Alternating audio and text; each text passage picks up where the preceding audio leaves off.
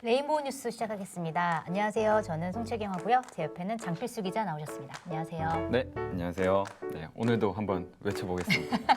한겨레 박해일 장필수 기자입니다. 네, 진짜 박해일 씨가 보고 싶네요. 언젠간 한번 보시고 이제 항의성 이제 메일을 받기를 네. 좀 기다리고 있어요. 네, 알겠습니다. 네, 장필수 기자가 요새 만드는 네. 영상 보면 굉장히 조회수가 높아요.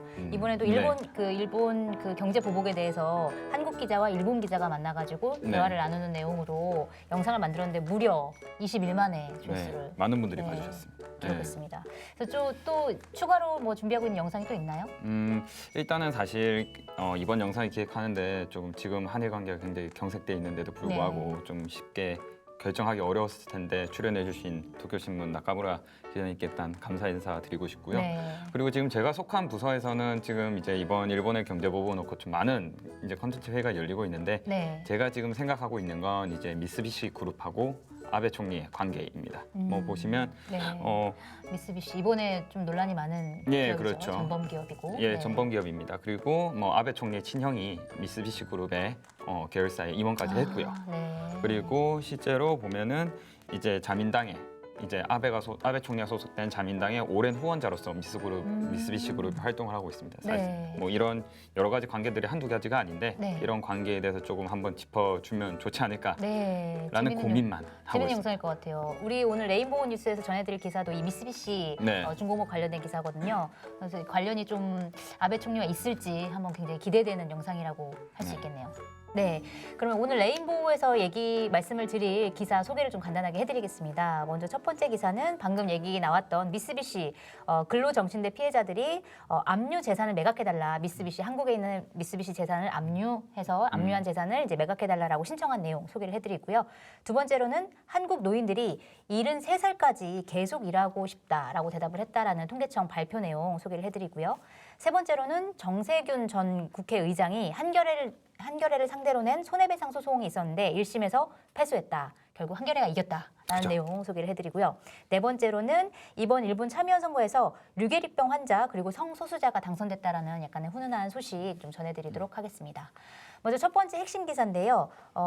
일제시대 근로정신대 피해자들이 그러니까 일본 전범기업이죠. 아까 얘기해드린 미쓰비시 중공업을 상대로 미쓰비시의 한국 내 재산을 현금화하기 위해서 법원에 매각 명령을 신청했다라는 기사인데 사실 일본 경제 보복의 큰 원인이 됐잖아요. 이 미쓰비시 맞습니다. 관련된 예. 대법원 판결이. 그러니까 지난해 11월 대법원이 이 피해자 5명에게 1인당 1억에서 1억 5천만 원의 위자료를 지급하라. 미쓰비시가 지급해야 된다. 이렇게 네. 판결을 내렸는데 미쓰비시는 현재 배상을 거부하고 있는 상황이고요. 맞습니다. 그래서 일단 미쓰비시가 한국에 이제 있는 미쓰비시 재산을 매각을 해서 그 돈으로 이제 위자료를 맞습니다. 주겠다라는 방식으로 지금 매각 명령을 신청을 한 건데 그 이후의 절차는 어떻게 되는 건가요, 그러면? 네, 이게 사실 미쓰비시가 가지고 있는 국내 재산을 현금화하는 데는 시간이 좀 많이 걸립니다. 네, 그렇군요. 일단은 설명을 조금 드리자면 네. 일단 우리나라 대법원이 미쓰비시 본사에다가 뭐 우리가 너네가 가지고 있는 재산 팔아버릴 건데 네. 어떻게 생각하냐라는 내용이 담긴 신문서를 일단 일본으로 보내요. 일단 물어봐야 되는군요. 네. 근데 그 기간이 일단 3개월 정도가 소요가 된다고 합니다. 대답을 3개월 동안 기다려야 된다. 예, 그리고 네. 뭐 답변이 없으면 이제 가지고 있는 재산에 대한 감정을 포함한 여러 가지 매각 절차에 돌입을 하게 되는데요. 네, 이게 얼마나 정도 될 것이냐. 그죠. 네. 근데 감정이 이제 마치고 나면 이제 피해자가 원하는 방식으로 매각을 진행하게 되는데 네. 여기에서도 좀 수개월이 걸린다라는 얘기가 나오고 있어요. 결국 그러면은 미쓰비시가 대답을 하지 않고 네. 그런 과정들을 거치면 몇 년이 걸릴 수도 있다. 사실 최대한. 오랜 기간이 네. 걸리는 거고 사실 좀 그렇군요. 이게 되게 안타까운 게 강제징용의 피해자분들이 나이가 다 그렇죠. 고령입니다. 굉장히 고령이시죠. 일제시대 일이니까요. 네. 네.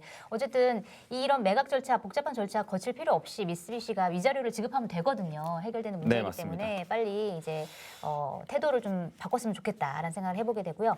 관련해서 오늘치 한겨레 신문에서 그 김희택 논설위원 칼럼이 굉장히 인상적이었는데 우리가 이 일본 경제보복과 관련해서 굉장히 특히 보수 진영에서 네. 한국 문재인 정부를 굉장히 공격하고 있잖아요. 맞습니다. 근데 사실 이러한 공방 자체가 굉장히 본질을 흐리게 한다라는 내용의 칼럼이에요.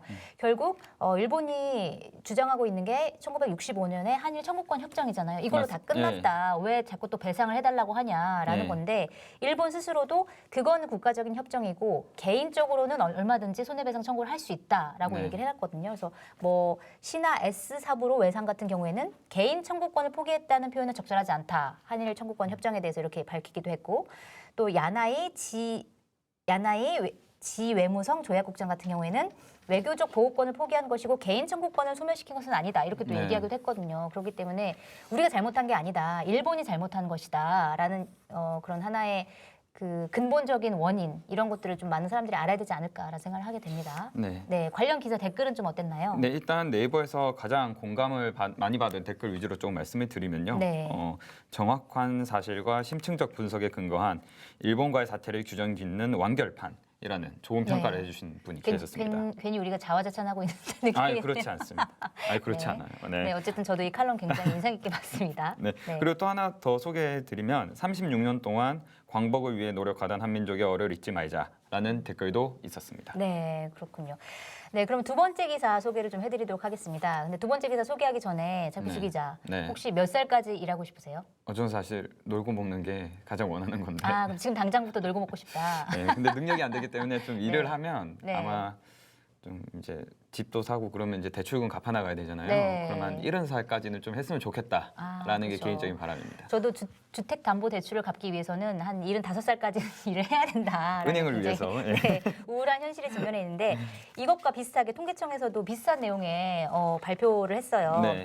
55살 이상 고령층 3명 가운데 2명이 앞으로도 계속 일하고 싶다라고 응답을 했고요. 그다음에 계속 일하고 싶다고 응답한 나이는 평균 73살. 그리고 이들이 왜 일을 하고 싶냐라고 물어봤더니 가장 많이 대답한 게 생활비에 보탬이 되고 싶어서 60.2%, 그리고 뭐 그 다음으로는 일하는 즐거움 32.8%, 뭐 무료에서 3.2% 이렇게 나왔는데 네. 어쨌든 돈이 없어서 내가 생활비에 보탬을 해야 되기, 생활에 보탬이 돼야 되기 때문에 일을 해야겠다라는 그 퍼센테이지가 작년보다 1.2%포인트 늘어났어요. 네. 그러니까 그만큼 좀 생활에 어려움을 겪고 있는 노인들이 많고 그만큼 생활 안전망이, 사회 안전망이 좀 부족하다라는 그런 얘기일 것 같은데 이 기사 댓글은 좀 어땠나요? 사실 이 기사 같은 경우는 조금 온라인에서 화제가 되지는 못했는데요. 네, 아무래도 통계 발표 기사라, 네. 통계청 발표 기사라. 네. 근데도 뭐 하나를 말씀드리면 이런 네. 댓글이 있었습니다. 뭐 현재 기성 세대들이 젊은 청년들에게 죽어도 재산이나 일자리 물려줄 생각이 없으니 20년이 흐르면 더욱 볼만하겠다. 약간 좀 이런 냉소적인 댓글이 그렇군요. 있었습니다. 아, 근데 이제 젊은 분이 다신 것 같은데 네. 물론 이제 노인층에 대한 그러니까 거부감 이런 것 때문에 이렇게 말씀하시는 것 같은데 어쨌든 뭐 빈곤 노인층은 굉장히 많고 이런 분들을 우리가 어쨌든 사회 안전망이 든든하게 있어야 된다라는 것들은 맞는 얘기니까 너무 이렇게 비판적으로만 보지 않았으면 좋겠다라는 생각을 하게 되네요. 맞습니다. 네. 그럼 세 번째 기사 소개를 해드릴 텐데요. 정세균 전 국회의장이 한겨레를 상대로 낸 손해배상 소송에서 1심에서 정세균 전 국회의장이 졌다라는 건데 사실 제가 소송 당사자입니다. 이 기사에서. 네, 그래서 제가 3년 동안 이 재판을 진행을 하면서 굉장히 정말 정신적으로 피폐해지고 힘들었습니다. 근데 결국 승소를 해서 너무 기분이 좋고요. 왜, 그럼 어떤 기사 때문에 정세균 의장이, 전 국회의장이 손해배상을 제기를 했나라는 네. 거는 2014년에 제가 한겨레 21에서 표지 기사로 쓴 기사예요. 그러니까 수원대 이인수 총장이 굉장히 많은 비리를 저지르고 있는데 국회 국정감사에도 그 증인으로 출석을 안 하고 여러 가지로 감싸는 세력들이 있어서 그 세력들이 누군지 봤더니 당시에 이제 여당 의원이었던 뭐 김무성 새누리당 의원이 있었고 그 다음에 당시 야당이었던 정세균 의원이 있었던 거예요. 그래서 정세균 의원과 이인수 총장이 사실은 이제 고려대학교 동창이고 굉장히 친밀해가지고 주변 의원들에게 정세균 전 의장이 이 사람을 증인으로 출석시키지 않도록 압력을 가했다라는 내용이었거든요. 근데 이 기사가 나가고 난 다음엔 아무런 반응이 없었어요. 원래 이제 6개월 안에 이 기사가 문제 있다 싶으면은 뭐 언론중재위에 제소를 하거나 네. 하는 방안이 있을 텐데 그러지 않고 있다가 2년 뒤에 국회의장이 된 직후에 야, 파워가 소송을, 생겼을 네, 때. 민사로 손해배상 소송을 걸었고 네. 무려 5천만 원 배상을 해달라라고 소송을 걸어서 저는 굉장히 깜짝 놀랐죠. 네, 그런데 어쨌든 법원에서는 이 기사 허위 기사 아니고 내용이 맞고 공익적인 요소가 있기 때문에 이제 이 손해배상 청구를 기각한다라는 결정이 나온 거죠. 네. 근데 장필수 기자는 혹시 소송 당해본 적 있으세요? 아니요, 저는 아직 소송 당해보진 못했는데 다만 네. 뭐 이제 소송 당했지만 이렇게 끝까지 싸워서 승소한 기자들을 보면 좀 부럽다라는 생각 많이 합니다. 저는 그 소송 당해서 너무 괴로웠는데 이기니까 좀 통쾌하죠. 네, 좀 통쾌하네요.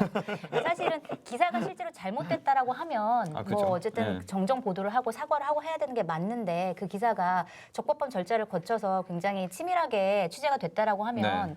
그리고 특히 권력자들 같은 경우에는 이런 소송을 거는 것 자체가 그 언론의 자유를 좀 굉장히 위축시키는 하나의 방식이거든요. 그렇기 때문에 이런 식의 행동은 좀 안 해주시는 것이 맞다라는 생각이 네. 좀 듭니다. 이 기사 댓글은 이 기사가 좀 인기가 없는 기사라 가지고 댓글이 없죠. 근데 이게 많은 분들이 좀 네. 주목해 주셨으면 하는 바람이 있는 기사고 네. 근데 사실 뭐 방금 올라온 지 얼마 안 돼서 주목할 만한 댓글은 많이 없었어요. 네. 근데 제가 조금 이제 눈여겨봤던 부분은 이제 기사 말미에 이런 부분이 있습니다. 소송이 이어진 3년 동안 정세균 전 의장 측으로부터 여러 경로를 통해 사과의 뜻을 밝히면 소를 치화해 주겠다. 맞습니다. 이게 저도 관계자를 통해서 이 기사를 쓴 기자가 직접 찾아와서 사과를 하면 소를 취하하겠다. 이게 5천만 원이니까 얼마도 부담스러워서 예, 예. 얘기를 듣고 정말 너무 굴욕적이더라고요. 근데 내가 가서 근데 너무 힘드니까 그죠. 내가 가서 한번 눈 딱 감고 사과하면 소 취해진다는데 갈까라고 고민하기도 했는데 도저히 못 하겠더라고요. 왜냐하면 제가 잘못한 게 없는데 잘못한 기사를 쓴 적이 없는데 사과를 해야 되는 게 말이 안 되잖아요. 그래서 결국 끝까지 왔고 승소를 해서 기분 좋습니다. 사실 이런 사례가 쌓여가면 쌓여갈수록 네. 언론사에 대한 한겨레에 대한 신뢰도도 사실 높아지는 거고 네. 그리고 권력자들이 훨씬 더 긴장하게 되는 효과도 덩달아 오는 거 아닌가 네, 그렇게 맞습니다. 생각합니다. 감사합니다. 아. 네, 그럼 마지막으로 의미 있는 기사를 소개를 해드릴 텐데요. 일본 참여 선거 굉장히 뭐 아베가 몇 석을 승리했다 뭐 이런 뉴스만 많이 나왔는데 네. 오늘치 한겨레 신문에 나온 기사에 좀 의미 있는 기사가 있었어요. 이번 선거에서 류게릭병을 앓고 있는 중증 장애인과 성소수자가 처음으로 의회에 진출했다라고 네. 하는 기사인데 어떤 분들인가요, 이분들은? 네, 기사를 보면 이제 신생 정당이죠. 레이와 신생 쿠미에서 2명의 비례대표를 냈습니다. 네. 네, 그런데 한 명은 전직 기타리스트인 후나코 야스히코 씨인데요. 네네. 이분은 사실 류게릭병 때문에 이제 직업도 기타리스트는 그만뒀는데 이번에 이제 의회에 진출하시게 됐습니다. 네. 그리고 같은 당인 기무라 아이코 씨 역시 내성마비 장애인이셨지만 이번에 함께 손잡고 의회로 향하게 됐습니다. 네, 굉장히 잘 된 일이네요. 네. 또 그리고 또 네. 더불어서 이번 선거에서는 또 최초의 이제 성소수자임을 공개한 이제 입헌민주당 소속인 이시카와 다이가 또한 비례대표로 당선됐습니다. 일본어 발음이 좋으시네요. 저 아까 엄청 더듬었는데. 네. 그래서 좋은 소식인데 사실 한국에서도 중증 장애인이나 혹은 성소수자가 커밍아웃한 성소수자가 국회의원에 진출했으면 좋겠다라는 생각이 드는데 아직 네. 좀 먼 일인 것 같긴 해요. 네. 관련 기사 댓글은 좀 어땠나요? 사실 이것도 주목할 만한 댓글은 사실 보이지 않았는데 네. 저는 기사를 보면서 조금 그런 생각을 했었습니다. 우리도 내년에 네. 총선이 있습니다. 그리고 네. 이게 국회라는 곳이 사실 이제 모든 국민들의 이제 위한 헌법 기관인데 네. 사실 성소수자도 그리고 장애인들도 국민인데 그들을 위한 목소리가 사실 많이 묻혀 있죠. 네, 언론을 네. 제외하고 많이 안 나오는 것 같아요. 네, 그래서 맞습니다. 내년 선거에서는 그래도 국회에서 이들을 위한 목소리를 낼 수 있는 국회의원이 좀 있었으면 좋겠다라는 네, 생각이었습니다. 맞습니다. 그리고 개인적으로는 차별금지법도 빨리 좀 통과가 됐으면 좋겠다라는 네, 네. 생각을 좀 하게 되네요. 네, 오늘 레인보우 뉴스에서 소개해드릴 뉴스는 여기서 이제 마치겠는데요. 우리 라이브 댓글 어떤 것들이 달렸나 한번 살펴볼까요? 네. 네. 자, 기자실 라이브 우리가 라이브가 끝나면 기자실에서 음악 공연을 벌이는 라이브 영상이 나가잖아요. 네, 네. 그때 계속 그 자리에서 뒤돌아보는 기자가 장필수 기자다. 네, 그 기자 제가 어디 그 갔냐라고 사람입니다. 찾으시는 분들이 많다라고 하고요. 그다음에 임종진 씨 라이브 처음인데라고 댓글을 달아주셨는데 네 계속 함께해 주시길 부탁드리겠습니다. 네. 네, 또 그리고 우리나라 그 고령층이 이제 73까지 일해야 된다라는 기사 관련해서는 이제 HK님? 예, 네. HK님이 세대 갈등보다는 양극화 문제로 느껴지는데 마음이 아프다라는 말씀 해주셨습니다. 네, 맞습니다. 댓글이 마치 세대 갈등처럼 비치는데 네, 사실 네. 이건 양극화 문제다라고 짚어주신 거고요. 아렐님은 저한테 하시는 말씀인 것 같아요. 집값이 얼마면 75세까지 직접적인데요? 집값 굉장히 쌉니다. 굉장히 싸지만 그 싼 값에 돈도 없어서 제가 그런 사정이라는 걸 알아주시면 좋겠고요. 네. 네, 그리고 정세균 상대로 한겨레 승소했다는 우리 기사 관련해서는 이제 남근님이 다음 총선에 나올 생각 마라. 라고 네. 힘을 주시는군요. 감사합니다. 또 정자정님께서는 결국 끼리끼리 덮어주고 겉으로는 정의로운 척이라고 말씀해 주셨고요. 네, 라비나 킴도 댓글 남겨주셨는데 소송하면 다퉈야지 뭐요. 사과하면 용서해주겠다는 거에 대한 반응을 이렇게 남겨주셨습니다. 네, 그렇군요. 네, 오늘 레인보우 뉴스 여기서 마치도록 하고요. 곧바로 김보엽 기자가 진행하는 뉴스룸 토크가 진행이 되니까요. 많은 시청 부탁드리겠습니다. 감사합니다.